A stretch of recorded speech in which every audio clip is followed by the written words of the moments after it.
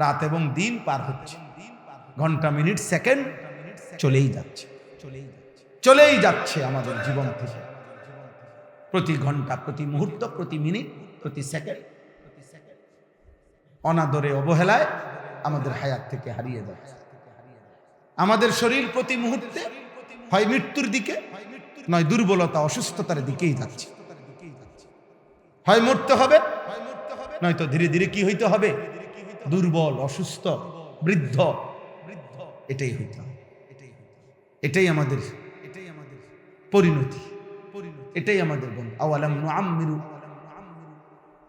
Oman নুআম্মিরহু নুনাক্কিসহু feel খালক। আল্লাহ বলে, যাকে আমি হায়াত লম্বা দিয়েছি তাকে আমি আবার প্রথমবারের মতো দুর্বল বানায় ফেলছি। প্রথম যখন ছোটবেলা ছিল তখন যেমন দুর্বল ছিল, আবার যখন লম্বা হায়াত দিয়া 70 বছর পর্যন্ত হায়াত দিছি, এবার আবার আগের মতো দুর্বলই কি বানায় ফেলছি। 70 বছরের বুড়া এখন দুর্বল, 80 বছরের বুড়ো চাচা এখন দুর্বল। লিকাইলা ইয়ালামা মিন বাদি ইলমিন শাইআ। আল্লাহ বলেন, অনেককে আমি এতটা দুর্বল বানাই, কোরআনে আছে, অনেককে আমি এতটা বৃদ্ধ বানাই যে একটা পর্যায়ে সে আর বিগত 60 বছরের 70 বছরের কিছুই মনে থাকে না। লা ইয়ালামা মিন বাদি ইলমিন শাইআ, আর কিছুই বলতে পারে না, আর কিছুই জানে না। এটাকে আরজালুল উমর বলে,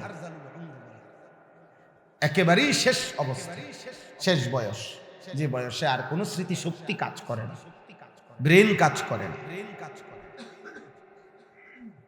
তাইলে কথার প্রসঙ্গে আমি বললাম, এটা আমাদের প্রত্যেকের উচিত আমাদের হায়াতের কদর করা।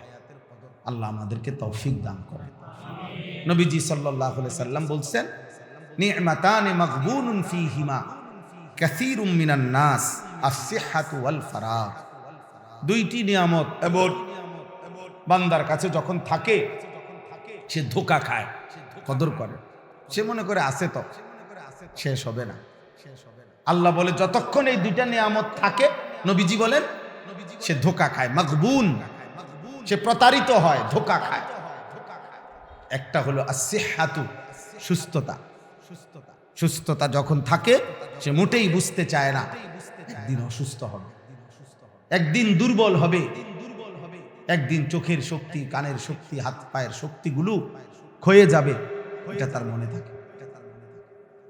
আর 2 নাম্বার হলো ওয়াল ফারাগ, যখন তার অবসর আছে, সুযোগ আছে মেহনত করার, ইবাদত করার, তখন সে ধোঁকা খায়। এখনো বহুত সময় বাকি, এখনো মাত্র 14 বছর, এখনো মাত্র 16 বছর, এখনো মাত্র 20 বছর, এখনো মাত্র উঠতি বয়স, ধোঁকা খায়, ধোঁকা খায়। আল্লাহ নবী সাল্লাল্লাহু আলাইহি সাল্লাম বলেন, এই 2 নিয়ামত পেয়ে বান্দা ধোঁকা খায়। একদিন দেখে সুস্থতাও নাই, অথবা হায়াত নাই, হয় দুর্বল হয়ে গেছে, আর নয়তো কবরে চলে গেছে, কবরে চলে গেছে। আল্লাহ আমাদেরকে বুঝ দান করে।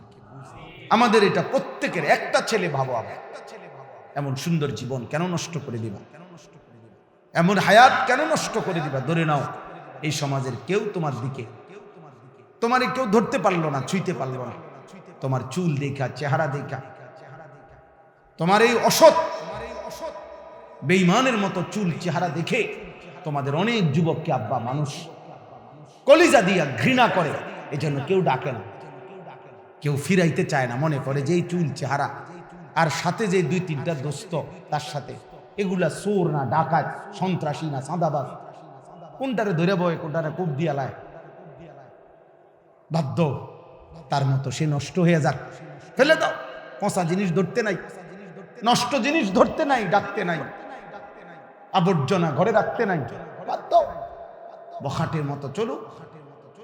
যার কারণে এই সমাজ তোমাদের অসংখ্য ছেলেকে ভুলে গেছে রে বাস,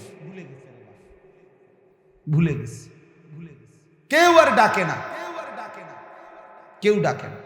আলহামদুলিল্লাহ, আমার ছোট্টবেলায় মনে আছে, আমাদের ছোটবেলায় দুপুরবেলা পুকুরে গোসল করতে গেছি,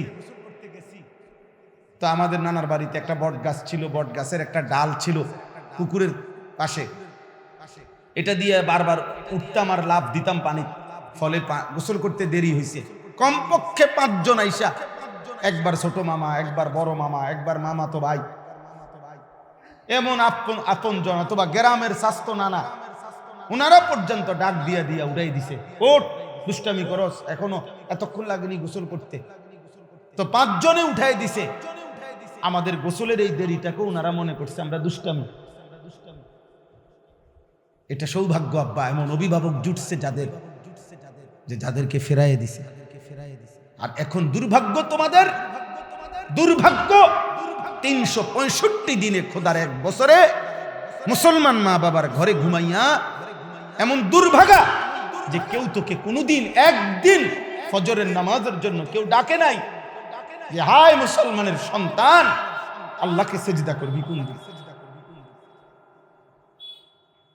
তোর দুর্ভাগ্য, তোর কপাল খারাপ, তোর মন্দ কপাল,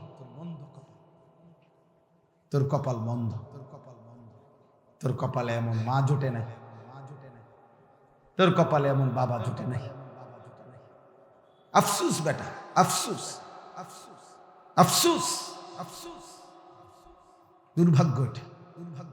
বাপে অপেক্ষা আছে, বাপ অপেক্ষায় আছে, একটু বড় হয়ে গেল, পয়সা কামানোর টাইম হইতে আছে, পয়সা কামাই করার মতারে দিয়ে হয় বিদেশ নয় দেশ। টেহার দরকার, টাকার দরকার।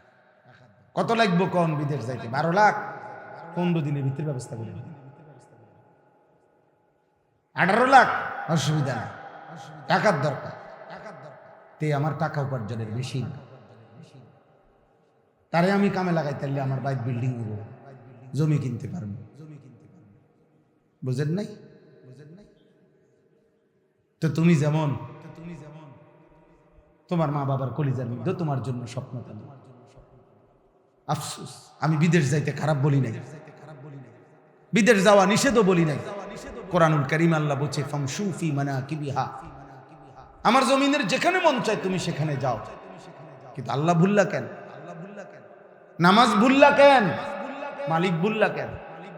আল্লাহ শুধু বলছে অকুলু মির রিজকি, পৃথিবীর যেখানে মন চায় আমার রিজিক তুমি ভোগ করো, কিন্তু ওয়া ইলাইহিন নুশুর, শুধু এতটুকু মনে রেখো আমি আল্লাহর কাছে ফিরতে হবে। কার কাছে ফিরতে হবে? আল্লাহর কাছে ফিরতে হবে।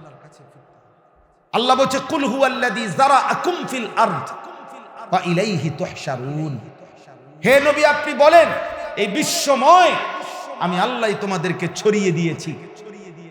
800 কোটি মানুষ আমি এক জায়গায় দাঁড় করায় রাখি নাই, 18 কোটি বাংলাদেশের মানুষ আমি এক জায়গায় রাখি নাই। আমি আল্লাহই সিস্টেম করে, কেউ কুমিল্লা, কেউ সিলেট, কেউ চিটাগাং, কেউ উত্তরবঙ্গ, আমি ছড়িয়ে দিয়েছি। বর্ণে ভিন্ন, রত্নে ভিন্ন, ভাষায় ভিন্ন, পৃথিবীময় আমি ছড়িয়ে দিয়েছি। তবে এটা মনে রেখো আবার ওয়া ইলাইহি তুহশারুন, আমি আল্লাহর নিকটেই আবার হাসরের মাঠে আমি জমা করে ফেলব,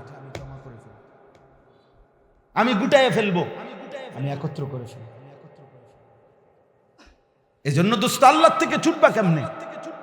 আমারে না তো, আমার থেকে না, তুমি আড়াল হইলা, এই মানুষ থেকে আড়াল হইলা। তোমরা নারী দেখতে গিয়ে পৃথিবীকে আড়াল করলা, মোবাইলের উলঙ্গ ছবি দেখতে গিয়ে গোটা দুনিয়ার থেকে লুকাইলা, কিন্তু আসমানওয়ালারে লুকাইলা কেমনে?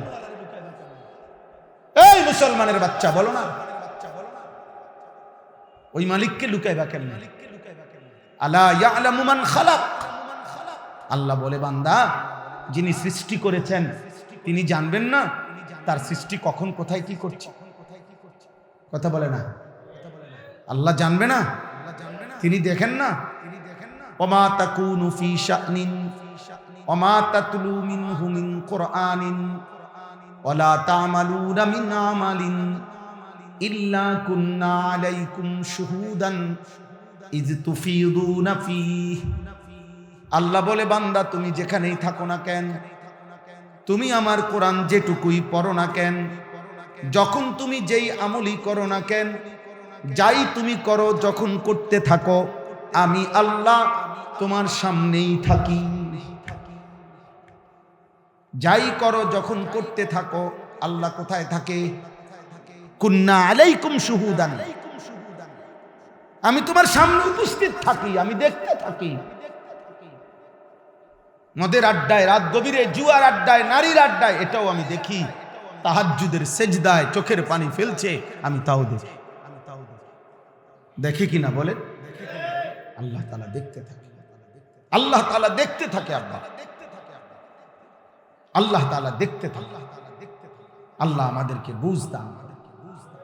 এজন্য আমি একটা ছেলে, একজন বাবা, আপনাদেরকে বলি আমার প্রথম কথা। দ্বিতীয় প্রসঙ্গ আমি বললে ইনশাআল্লাহ আরেকটা প্রসঙ্গ যে আয়াতগুলো পড়ছি সেটা বলবো। প্রথম প্রসঙ্গ হলো এইটা, আপনারা আপনাদের অভিভাবক যারা আছেন, যারা ছেলের বাবা, মেয়ের বাবা, যারা স্ত্রীর স্বামী, আল্লাহর কসম আপনাদের প্রথম জিম্মাদারি আপনাদের পরিবারের ঈমান, আমল, আখিরাত। এটা আপনার প্রথম মুসলমান হিসাবে আমাদের প্রথম জিম্মাদারি আমাদের অধীনস্থদের ঈমান, আমল, আখিরাত। এটার বোঝাপড়া করেন।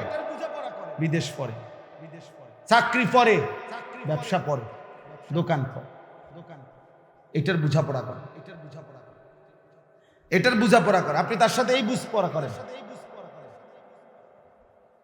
আমরা আমাদেরকে শয়তান উল্টা বুঝাই দিছে। বয়স্ক মানুষ, মুসলমান, দাড়িওয়ালা মানুষ কয় কি, জি ফুতরে, আপনার কাউরে বিদেশ পাঠাইছি, কাউরে ব্যবসা লইয়া দিছি, বিয়ে করব কইছে বিয়ে করাই দিছি, গদ্দুয়ার করে দিছি। হুজুর এখন যদি আল্লাহ খোদা না মানে, নামাজ রোজা না করে আমি কি করতে পারি? এইনি কথা ছিল ইসলামের, এইনি কথা ছিল। ইসলাম বুঝি আপনাকে বলছে আপনি গদ্দুয়ার, বিল্ডিং, দালান, টাকা পয়সার ব্যবস্থা করে দেন, আর নামাজ রোজার দায়িত্ব হলো তার নিজের। এটা নিয়ে ইসলামের বক্তব্য। তা আপনি তো উল্টায় ফেললেন। কোরআনুল কারীমে আল্লাহ বলেন ওয়া'মুর আহলাকা বিস-সালাহ ওয়াসতাবির আলাইহা। আপনি আপনার পরিবারের সদস্যদেরকে নামাজের আদেশ করুন এবং নিজেও নামাজের উপরে মজবুত। ভাইয়া তোমরা এই জায়গাটা কষ্ট দিচ্ছ কেন মানুষকে? এই যে এই মানুষরা যাইতে চায়, তোমাদের কষ্টের কারণে যাইতে পারছে না, এটার কি অর্থ আছে? তোমরা পিছনে যায় বসো, নাহলে চলে যাও। একটা কিছু করো। তামসা দেখলে তো তামসা দেখছই, এখন চলে যাও। আমার কোনো অসুবিধা নাই, একজন শুনলে আমি যেটুকু বলার চেষ্টা করছি এটুকু বলে যাব ইনশাআল্লাহ। জি ভাই, অতএব এটা আমাদের অভিভাবকদের দায়িত্ব। আমাদের অভিভাবক আল্লাহ তাআলা কোরআনুল কারীমের মধ্যে বলছেন, একটা আয়াত খেয়াল করেন। কোরআনুল কারীমে আল্লাহ বলছেন ইয়া আইয়ুহান নাবিয়্যু কুল লি আজওয়াজিকা ওয়া বানাতিকা ওয়া নিসাইল মুমিনিন ইউদনিনা আলাইহিন্না মিন জালাবিবিহিন্না।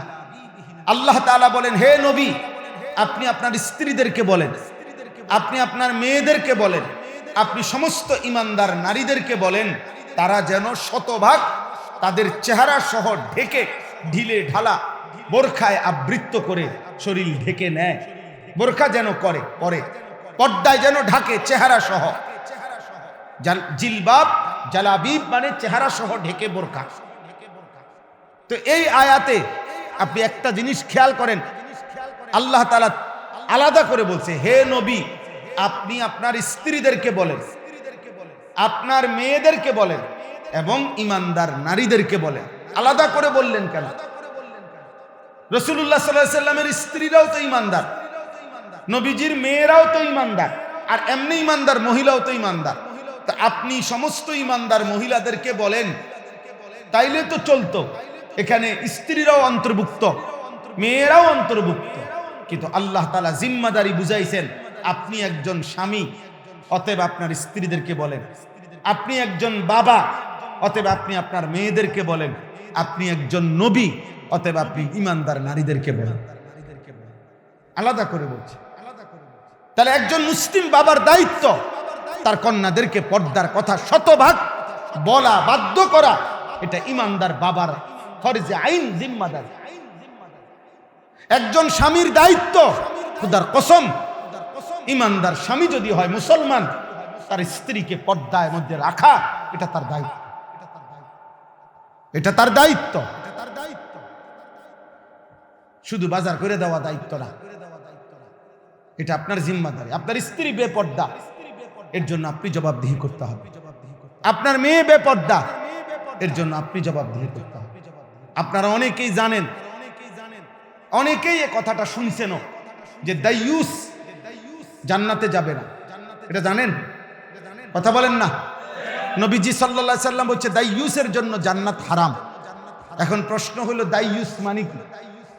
আমাদের সমাজ মনে করে মহিলাকে বলে দাইয়ুস, যে মহিলা বেপর্দা করে এই বেডিরে কয় মানুষে দাইয়ুস, তাই মহিলা দাইয়ুস মহিলা। অথচ বিশ্বাস করেন নবীজি সাল্লাল্লাহু আলাইহি সাল্লাম বলছে দাইয়ুস মূলত মহিলা না, দাইয়ুস হলো পুরুষ। পুরুষ দাইয়ুস এই শব্দটি পুরুষবাচক শব্দ। ওয়াদাইয়ুস আল্লাযী ইউকিররু আহলাহু আল খুবুস, এটা হাদিসের শব্দ। নবীজি বলছেন যেই পুরুষ তার পরিবারের স্ত্রী কন্যা, তার পরিবারের নারীদেরকে অশ্লীলতা, গুনাহ, বেপরদিগি, বেহায়াপনা মেনে নিচ্ছে, যার অধীনে যেই মহিলারা আছে ওই পুরুষ, আল্লাহর নবী বলছে তাকে বলা হয় দাইয়ুস। ওই পুরুষের জন্য জান্নাত হারাম।